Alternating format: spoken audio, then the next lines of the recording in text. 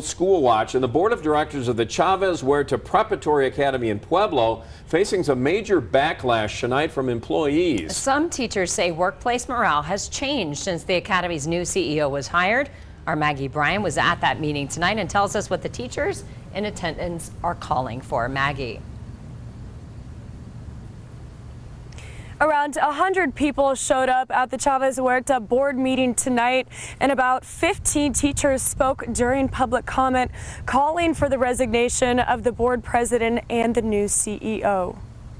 John Kristan started teaching at the Chavez Huerta Preparatory Academy in Pueblo in 2018. He says it was a close-knit community of teachers. It's really a special place. It has kind of its own family, homey type of feel where everybody's kind of in it together. But new oversight triggering a string of resignations, including Kristan, has left the school's growth at a standstill. The school's chief of academic affairs also resigned, and the HR director was terminated. No, it was not in the plans. I've cried a lot of tears.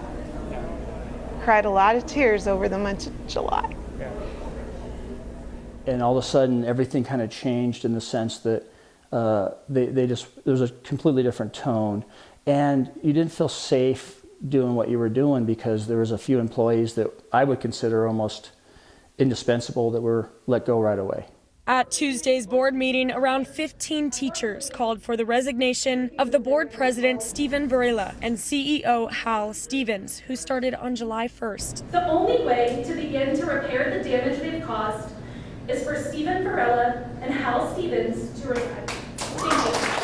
Many teachers say Stevens did not spend enough time getting to know the community before making important staffing decisions. He never got in there and got to know people, got to know about the organization, got to know about what the kids want.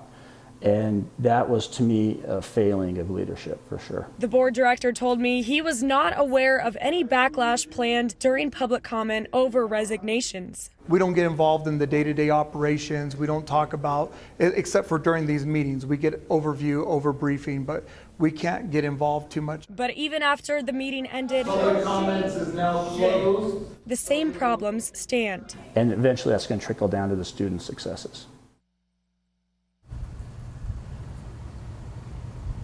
The issues from tonight's board meeting are still not resolved, and the next board meeting is still not scheduled on the Chavez Huerta website.